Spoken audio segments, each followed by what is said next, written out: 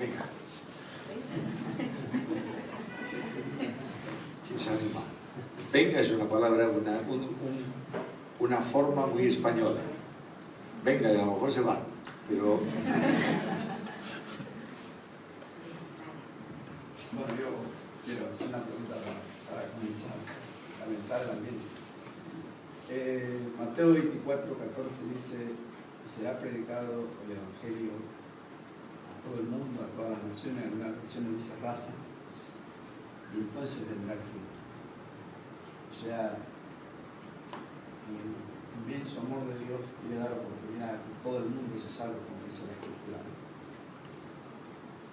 Mi pregunta es: ¿cómo está la situación del Evangelio en el mundo actual? Para que esa profecía, esa palabra del Señor pueda cumplirse. Estamos cerca, pastor, en su entendimiento, en su conocimiento del Evangelio en el mundo. Estamos cerca de que se cumpla la venida del Señor, porque el Evangelio está siendo predicado a todo el mundo. ¿Cuánto nos resta todavía de desafío, digamos, para llegar a esa meta? Gracias. Los discípulos pensaban que Jesús vendría, yo diría, el mismo día que fue a Cielo.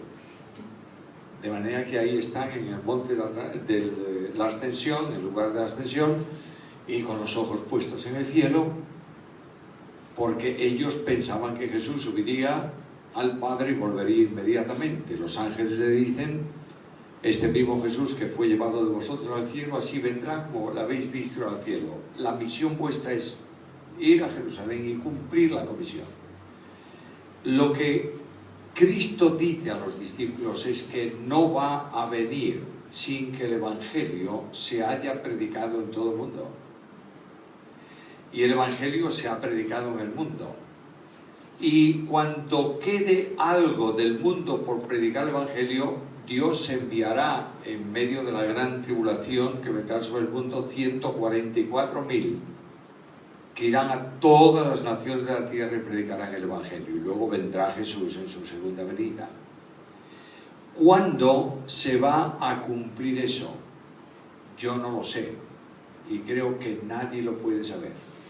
La idea de que hay señales que se han cumplido ya y que Cristo está para venir, prefiero tomarlo de Apocalipsis, cuando dice él: he aquí vengo pronto, o vengo en breve.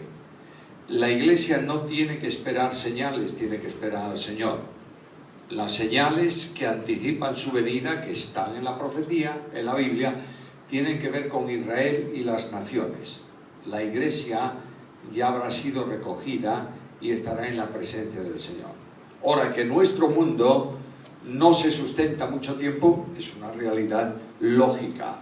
Estamos viendo la corrupción más tremenda, la miseria moral más absoluta, una sociedad en crisis de un calibre tremendo. Pero yo no sé cuándo va a venir el Señor, pero sé que viene. Y el Evangelio se predicará en todo el mundo con toda seguridad, porque Él lo ha establecido, y se hará directamente a todas las naciones por medio de aquellos que Dios ha escogido para hacerlo.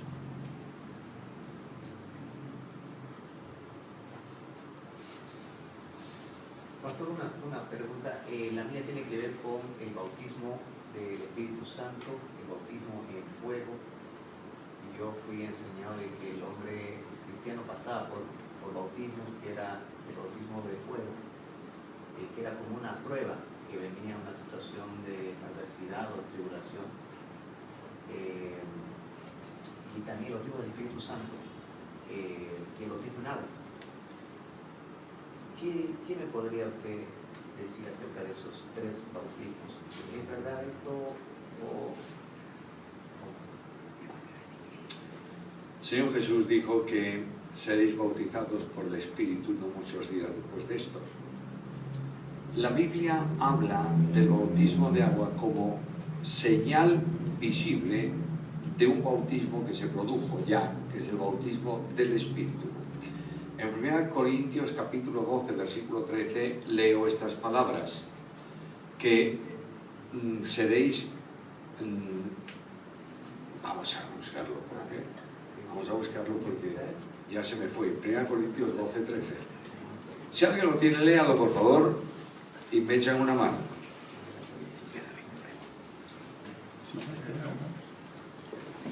Aquí lo tengo. Porque por un solo espíritu fuimos todos bautizados en un cuerpo, sean judíos o griegos, sean esclavos o libres, y a todos se nos dio a beber de un mismo espíritu. De manera que lo que está... Pablo dice en distintos lugares lo siguiente: el que no tiene el Espíritu de Cristo no es salvo, no es de él. Segundo, dice que el Espíritu Santo ha tomado a cada uno de los salvos y los ha bautizado en Cristo. Hay dos bautismos en relación con el Espíritu. Uno, en que el sujeto del bautismo es el creyente, el recipiente es el Espíritu, y otro, y el agente bautizador es Cristo. Eso tiene que ver con aquel bautismo hablado por Juan el Bautista. Segundo, un agente, el Espíritu, un recipiente, Cristo, un bautizado, el creyente. ¿Qué es este que dice aquí? ¿El Espíritu humano o el Espíritu Santo? El Espíritu Santo. Cuando un creyente cree, el Espíritu lo toma y lo sumerge en Cristo para la formación del cuerpo. Lo bautiza en Cristo. Y ese bautismo es un bautismo definitivo. Y nosotros formamos por ese bautismo una unidad corporativa que es la Iglesia de Cristo. El Espíritu Santo nos bautiza en Cristo. Pero el Espíritu Santo puede venir muchas veces en plenitud, pero no en bautismo. A ver si puedo resumir esto. Bautismo del Espíritu en Cristo. Después, cuando hablamos de después, estamos hablando de una vez que se cree, está claro. El Espíritu te toma y te sumerge en Cristo y tienes vida eterna. Sin ese bautismo no hay vida eterna, porque te ha puesto en Cristo. Ahora, nadie puede creer en Cristo sin la acción del Espíritu. Y nadie puede salvarse si no tiene el Espíritu de Cristo. Y Pablo dice en Romanos, el que no tiene el Espíritu de Cristo no es de él. Por tanto, la idea de que tú crees hoy y mañana o pasado mañana eres bautizado por el Espíritu no está en la Biblia. La plenitud del Espíritu no puedes confundirla nunca con el bautismo del Espíritu. Pentecostés es el bautismo general del Espíritu Santo sobre toda la Iglesia. Por tanto, en ese momento el Espíritu desciende para morar residentemente en el nuevo santuario de Dios, que es la Iglesia, que somos nosotros. Y la manifestación visible de lenguas, de poder y todo eso que se ve en Hechos es la evidencia visible de que se ha tomado posesión del nuevo santuario de Dios, no otra cosa.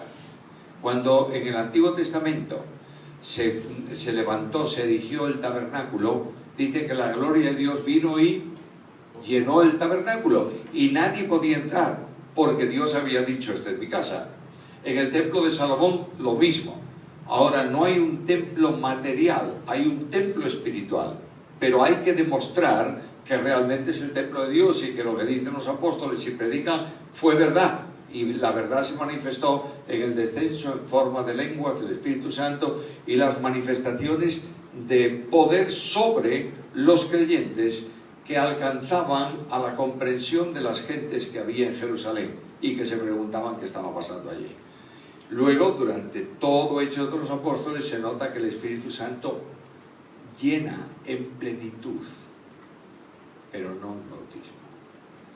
La manifestación visible del Espíritu Santo de Dios en el tiempo actual también tiene que ver con manifestación de poder, pero no de espectáculo. Perdonadme que sea tan franco con todos vosotros. Es decir, el Espíritu Santo no, cuando tú tienes el Espíritu Santo en plenitud, no tienes que hablar en lenguas. No está en ningún lugar de la Biblia. Las lenguas ¿Son dones o no? Son dones. Pablo en la carta a los Corintios y en Romanos habla de dones del Espíritu, lenguas. Un don no lo tienen todos los creyentes el mismo don. Los dones son diversos, de modo que el que no tiene don no puede hablar. Segundo, las lenguas en todo el Nuevo Testamento son idiomas que pueden ser traducidos. El término lengua es el término idioma, la leo, algo que se habla. Pero ¿y cuando Pedro predicaba y cada uno escuchaba en su propio idioma? Claro, ahí hay una manifestación de lo que son las lenguas. Las lenguas son idiomas, y prueba de ello es que había, y lo dice Hechos, el Espíritu lo dice para que tengamos cuidado con eso. Partos, medos, elamitas, Mesopotamia, todo eso tenían sus idiomas y escuchaban en el idioma. Lo que no está muy claro es si Dios hizo un milagro de forma que Pedro hablase y todos escuchasen en su idioma, que sería una manifestación de lenguas en los oídos, o si realmente revirtió en ese instante el asunto de las lenguas, Torre de Babel y todo esto, y por un momento todos escucharon un discurso en sus propias lenguas. Pero lo que sí es muy claro es que son idiomas, por cuanto Pablo dice que si alguien quiere hablar en lenguas en la iglesia y no tiene intérprete, cállese. O sea, las lenguas celestiales. Lenguas celestiales, cuando se dice en el versículo lenguas angélicas, que es lo que la primera es una hipérbole de lenguaje, de manera que lo que está diciendo ahí es esto: si yo fuese capaz de hablar cualquier idioma o decir cualquier cosa con la perfección con que lo diría un ángel y no tengo amor, no me vale para nada. Lo que dice lenguas angélicas, ¿cómo vamos a ser bíblicos lógicos? ¿Cómo hablan los ángeles entre sí? Es un lenguaje espiritual, sobre espíritu, ¿verdad? Segundo, ¿cómo hablaron los ángeles con los hombres? En la lengua de los hombres. Por tanto, eso de lenguas angélicas para decir cosas que no tienen, que no tienen traducción, iba a decir sentido, puede tener sentido, pero no tienen traducción, no está permitido en la Escritura. Claro. Entonces, Pablo dice algo además muy interesante, y es que las lenguas es lo de menor valor.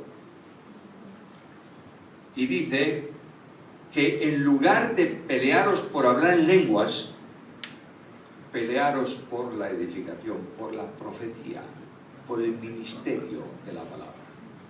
Y nosotros hoy en día estamos muchas veces haciendo al revés. El único que vale es hablar en lenguas y decir cosas. ¿Y qué dijiste? Yo sé que se hizo una vez una experiencia. Se grabó una oración, un discurso en lenguas, y se grabó la interpretación que se dio a ese discurso. Y un tiempo después se llamó al intérprete y se le dijo: escucha, ¿lo has oído? ¿Qué dijo? No sé. Hermanos míos, dice la Biblia que las lenguas son dadas como señal a los incrédulos, no a los creyentes.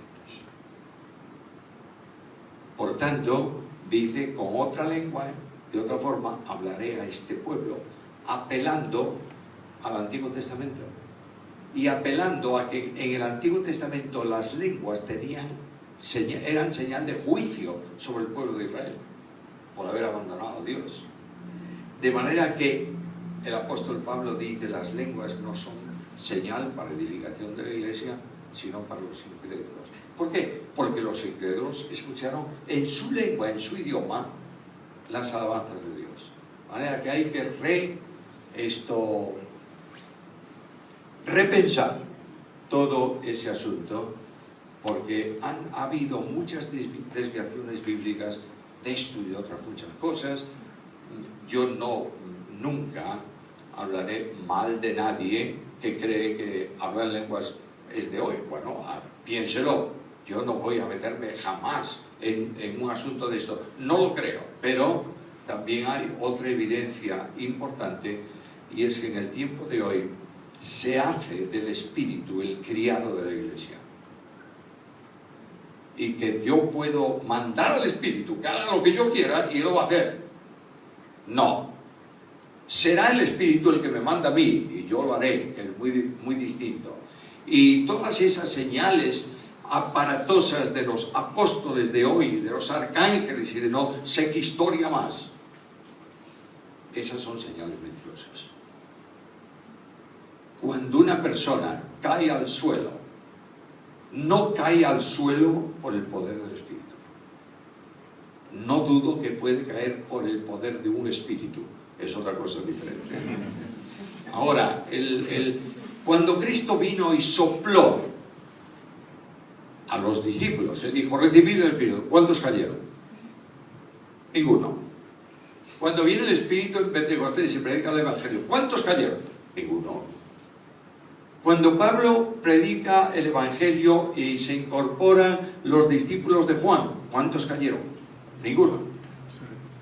Caen hoy, pero caen hoy por otra cosa, no por el Espíritu Santo de Dios. Y el tema de las profecías, porque están apóstoles, profetas. Preguntemos a Pablo qué es profecía en el Nuevo Testamento. Y Pablo me va a decir, primeramente hay el nivel de profecía que tenían apóstoles y profetas para escribir el Nuevo Testamento, la base de la fe. ¿Se puede añadir algo hoy a la Biblia?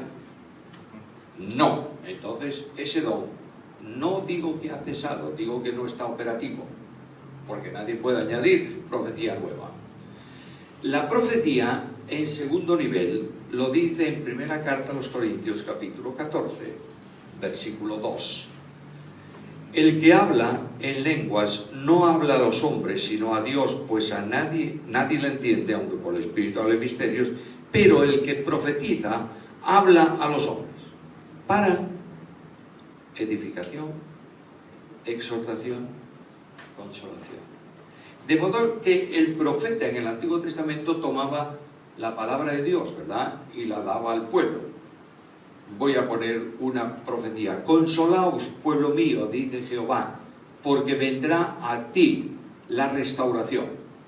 Y el profeta toma eso que viene de Dios y la da al pueblo, y ¿qué produce? Consuelo, aliento. El profeta dice esto, sed santos, dice el Señor, y que está exhortando al pueblo. Pero esa idea de profecías nuevas necesitan un ministerio nuevo de apóstoles y profetas. Los apóstoles significa enviado, ¿verdad? Entonces yo puedo usar la palabra apóstol hoy y decir, te envío, el hermano de la librería te va a mandar a tu casa unos libros y te lo manda por un creyente que está en la librería y dice, te envío mi apóstol para llevarte unos libros. Tú dices, ¿cómo mi apóstol?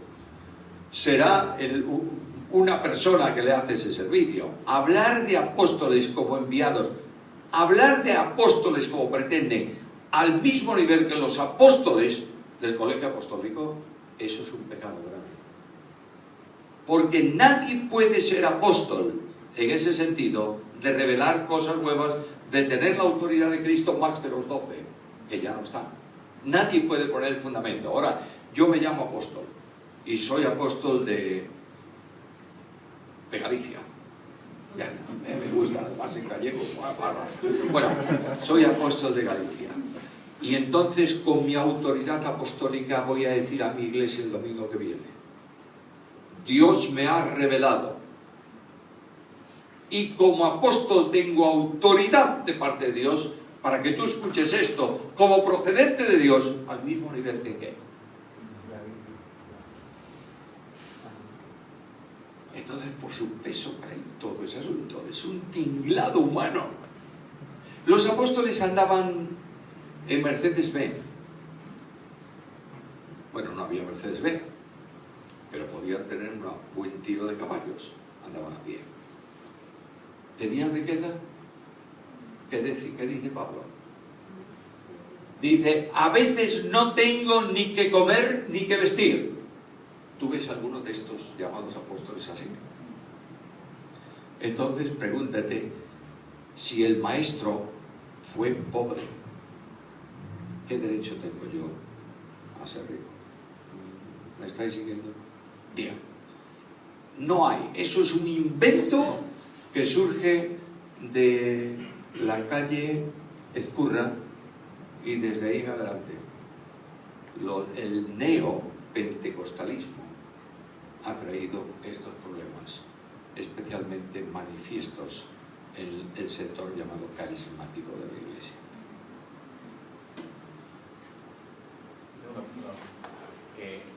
Estos tiempos se están viendo mucho el liderazgo femenino en la Iglesia. Quería saber qué opinión tiene usted sobre esto. La opinión mía es la opinión de la Biblia, según yo leo. La mujer, dice el apóstol, no permito a la mujer ejercer autoridad. Ahora, la mujer hablaba en público y oraba en público en tiempos de Pablo o no. Sin duda sí. Prueba de ello es que dice Pablo en Corintios que toda mujer que ora o profetiza con la cabeza descubierta, y hay que estudiar también ese asunto, por tanto no lo prohíbe, dice, puede hacerlo pero de una determinada manera, pero no permite ejercer autoridad de liderazgo, por ejemplo, de pastor de iglesia, de anciano de iglesia, de no sé qué, no le permite ejercer esa autoridad que queda reservada a los hombres. Y pregunto yo, ¿y por qué? Bueno, pregúntaselo al Señor, yo no lo sé, pero la iglesia es suya. Y dice con toda claridad que la mujer siendo engañada cayó, pero el hombre no fue engañado. Luego hay una sensibilidad X. No me importa lo que yo no voy a buscar argumentos. Yo no creo que una mujer pueda ejercer la autoridad pastoral, que así nos entendemos, ¿verdad?, en una iglesia, porque no está ni históricamente registrado, ni tampoco permitido. Ahora, de eso, a poner a la mujer en la puerta y decirle aquí ni buenos días dentro, en voz alta, no es. Y la mujer es fantástica para limpiar el piso. Y tú también, como hombre, ¿o no? Naturalmente. Seamos lógicos, la mujer es hija de Dios y Pablo dice que en la iglesia de Cristo no hay varón ni mujer. Por tanto, ya nos ha dado una categoría importante para las mujeres. Mantengámosla.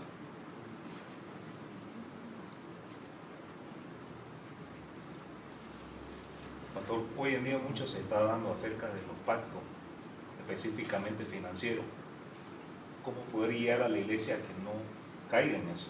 ¿Cómo? Pacto. Sí. Pacto.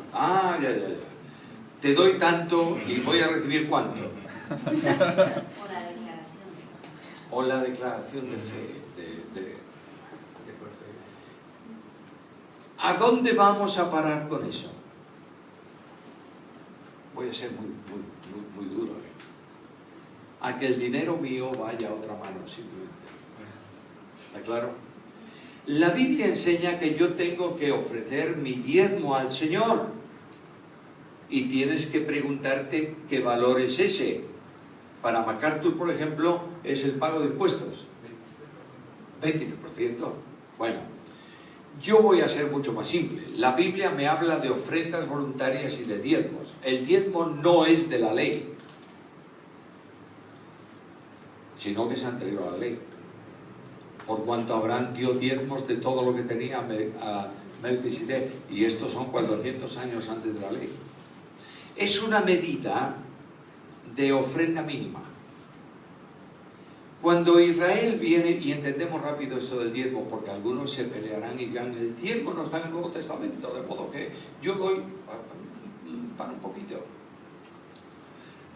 Cuando Dios dio la tierra a los israelitas, se la regaló en propiedad, ¿verdad? Y la repartió. Esta parcela es de esta familia, es mi parcela. El Señor dijo, de lo que dé esa parcela, el 10% es para mí. Ahora viene el Nuevo Testamento. ¿Y qué dice el Nuevo Testamento? No sois vuestros. Habéis sido comprados por precio, luego no tienes nada. Todo cuanto tú tienes, te la da Dios para que lo administres. Cuando tú das estrictamente el diezmo, te estás quedando con el 90% de lo que es del Señor. Entonces, cuando vayas a ofrendar, pregúntale al dueño de lo que tú tienes, ¿cuánto quieres que dé?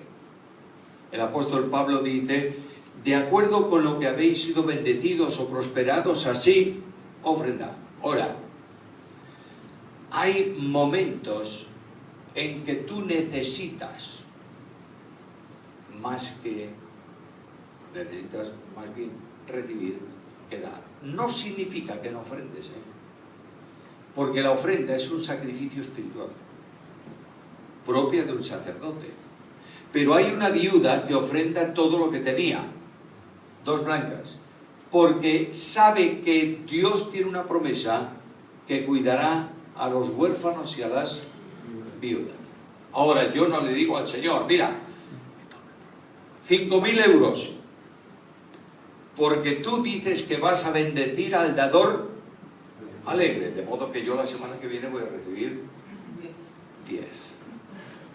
Y entonces te voy a dar 20 para recibir 40. No está eso en la Biblia.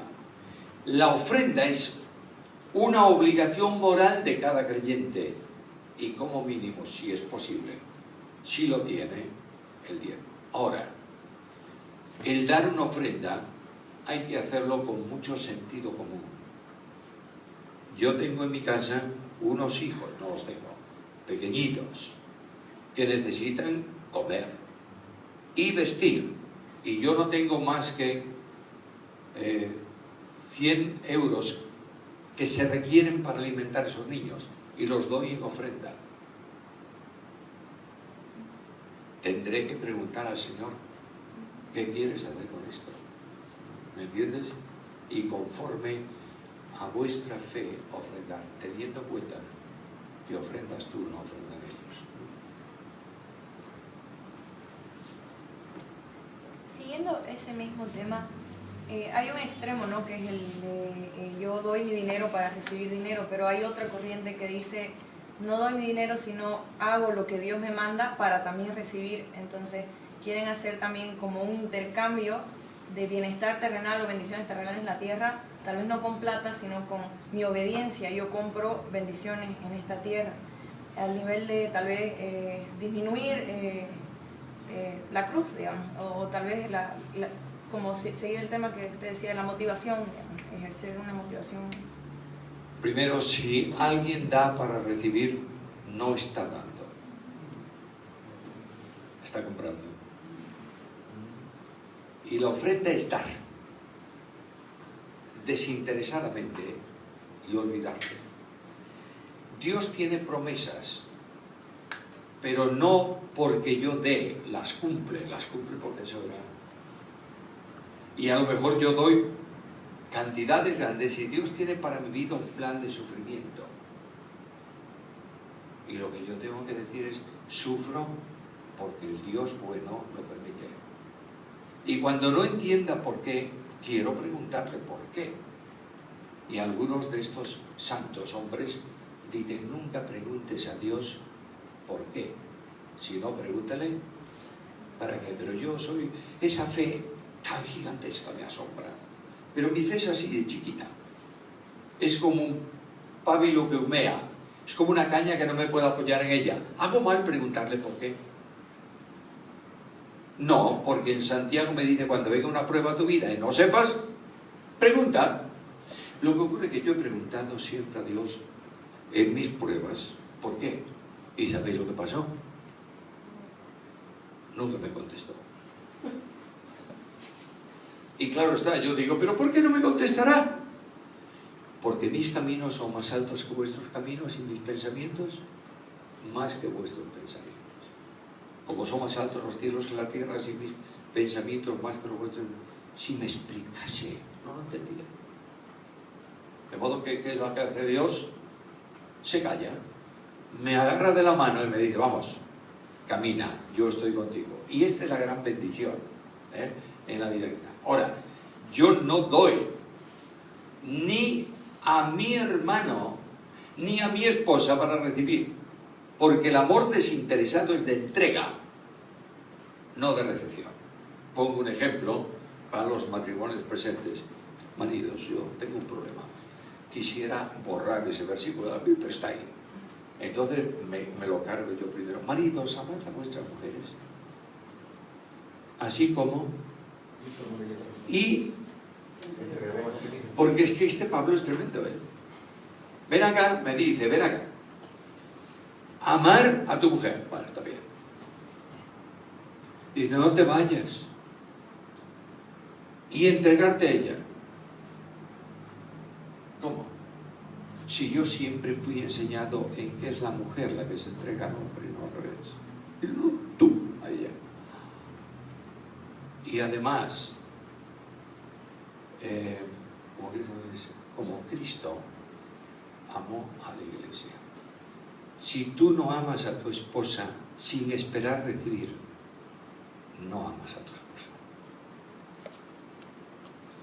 Hoy viene una pareja casada, joven, y te dice, pastor, tenemos un problema. A mí cuando alguien me dice, no, me pone muy nervioso cuando alguien viene, una pareja, dice, pastor, necesito hablar contigo.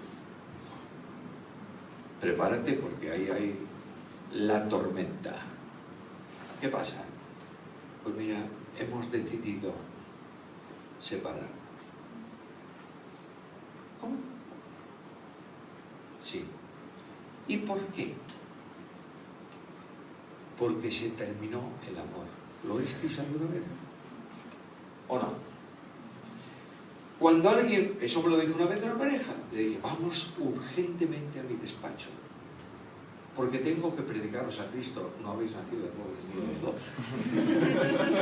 ¿Pero cómo no? No, porque el amor de Dios no se acaba porque ha sido derramado por el Espíritu en tu corazón. De modo que si tú dices, se acabó, es que no tienes el Espíritu. Si no tienes el Espíritu, no eres de Cristo. Y si no eres de Cristo, estás perdido. ¿Entendemos eso? Pero el hombre es muy especial en estas cuestiones. Una pareja de nuestra iglesia, viejitos, abuelos, siempre se llevaron como el perro y el gato. Y de pronto un domingo por la mañana están ahí esperando, cuando se acaba todo y yo me voy a marchar, me dice él, nos vamos a divorciar. ¿Vosotros? Con los nietos en el culto, ¿cómo vais a divorciar? Hombre, sí, y ahí, oye, me costó un imperio que no se divorciaran el mismo domingo, pero vamos, esto, ahí bien le hablé, le dije, por favor, vamos a razonar, no había manera. Entonces un domingo lo subí después del culto y dije, espera que vamos a echar un ratito, subimos al despacho y le di un papel, un folio, ¿cómo llamáis? Una hoja, a uno, otra al otro, bolígrafo uno, bolígrafo otro. Me dice, ¿qué quieres? Quiero que escribáis en cada hoja 10 cosas buenas del otro. ¿Sabe lo que me dijo ella? ¡Ninguna! Yo conocía bien donde vivían en una casa. Es que el hombre era curioso, era un hombre muy curioso. Tenía una cerradura, el portal de esa casa, que no funcionaba más que a él. De modo que yo iba a veces a visitarlos y ella estaba por la finca. Decía, ahora, oh, espérate que voy a buscar. Iba a buscar a su marido. Su marido venía con la llave, metía la llave en la cerradura hacía, ras, abría la puerta. Yo le dije, ¿quién abre la puerta? Él, pon, abre la puerta. Y cuando tú estás en casa con la aspiradora y crees que, como todas las mujeres tienen, que el cable de la aspiradora es infinito y la enchufan allá y quieren llegar al extremo, ¿y qué ocurre? El cable se tensa y ¿qué pasa? Se arranca el enchufe. ¿Quién te pone el enchufe? Él. Pone el enchufe. Y le dije, ¿quién te hace la comida? Haz la comida. Al cabo de un rato teníamos 10 cosas en cada hoja, buenas, que el uno reconocía en el otro. Y le dije, por 20 cosas buenas, ¿queréis hacer una mala? Y ahí quedaron. Pero pasa el tiempo. Otro domingo, siempre el domingo, ¿sabes? Porque el domingo para el pastor es delicioso, sobre todo al final del día. Pasa el tiempo y viene. Y me dice, esta vez, imposible, esta vez nos separo yo esta vez. Le digo, a ver, ¿qué te pasa, hombre?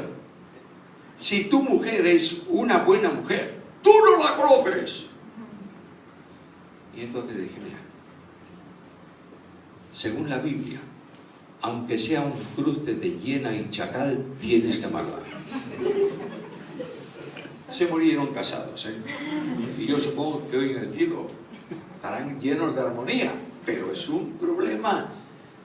No doy para recibir. Por favor, doy porque amo. ¿Está claro? Y esto es lo que Cristo hizo contigo. Oh, si Cristo me amara por lo que yo le doy, estábamos buenos. Estaría en el infierno yo ya a estas horas.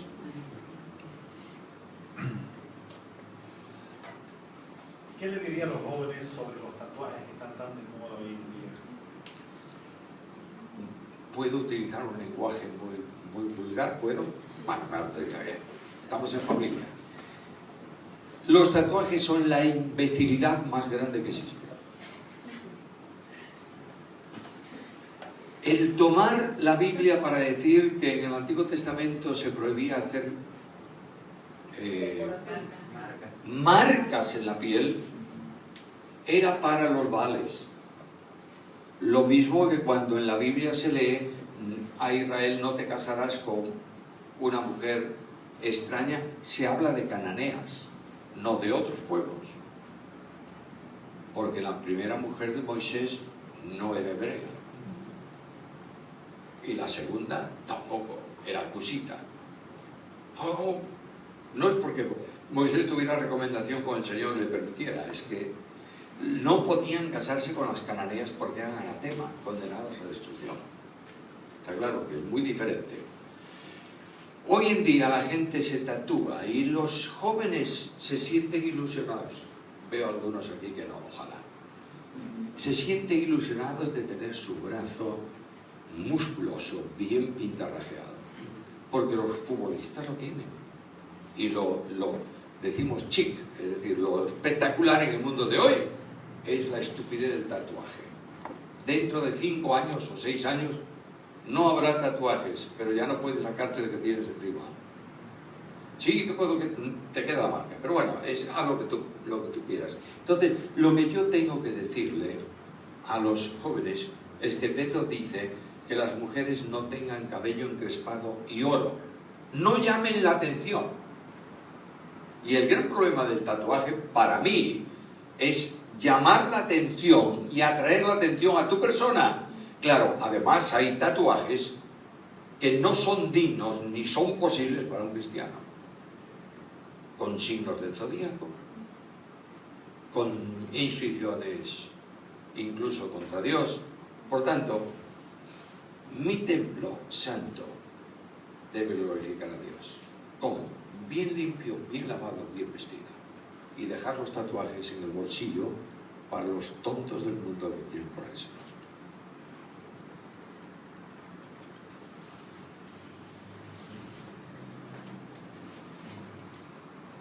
Yo tengo una pregunta.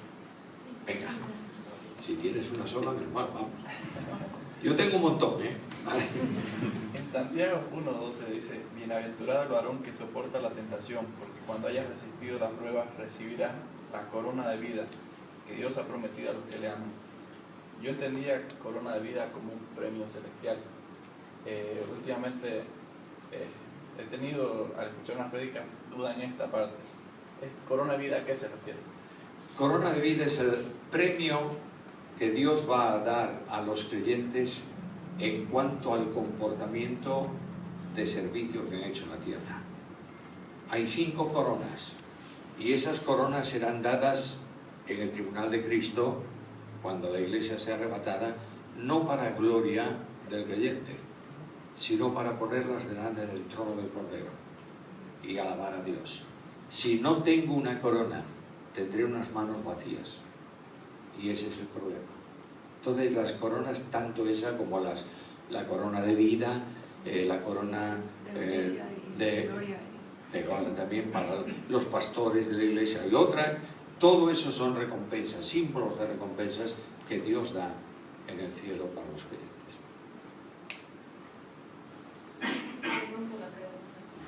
¿Hay esperanza para un homosexual? Naturalmente, no solo hay esperanza para un homosexual, para un salteador, para un criminal, para un homicida, porque la esperanza está en el encuentro con Cristo. Ahora, yo no puedo decir al homosexual: no te preocupes, la vida que tú llevas no tiene importancia porque hay muchos en el mundo. Eso no es así. La Biblia dice que Dios aborrece eso y que eso es pecado. Bien, pero yo tengo que recibir en la iglesia a cuantos homosexuales vengan para predicarse el Evangelio. Pero una vez que han recibido a Cristo, no pueden continuar con su vida perversa. Y esto es lo que yo creo que tiene que hacer la iglesia. Es muy fácil echar los homosexuales a la calle. Es decir, aquí no entras. Bueno, está bien, pero yo tengo una responsabilidad de predicarles el Evangelio. Y es difícil, difícil un cambio en ese tipo de personas, pero el poder del Espíritu puede producirlo. El poder del Espíritu también entonces puede trabajar en una persona de la calle, en una persona que está drogada, digamos, y yo le predico el Evangelio y el Espíritu Santo Actuar en ella en ese momento. a una persona mendiga de la calle que está drogada, digamos. Por supuesto que sí. Dios no tiene hombres no drogados y hombres drogados, tiene pecadores. Y lo que el Espíritu Santo hace es 2 cosas. Primero, convencer de pecado. Yo no puedo convencerle de pecado, lo convence el Espíritu. Segundo, redarguir a la persona. Tercero, generar la fe para que pueda creer en Cristo. Y en cuarto lugar, iluminar por dentro el corazón de la persona, que Satanás lo ha enceguecido o lo ha hecho ciego por la parte de afuera. De manera que el Espíritu Santo, nadie se salva sin la acción del Espíritu Santo. Así que el Espíritu Santo trabaja en el peor de los hombres para que no se sienta perdido, se sepa, perdón, no para que se sepa perdido, para que se sienta perdido. Y cuando se siente perdido, clama por salvación y es algo. Pero lo ideal es sacarlo de su entorno, ¿no?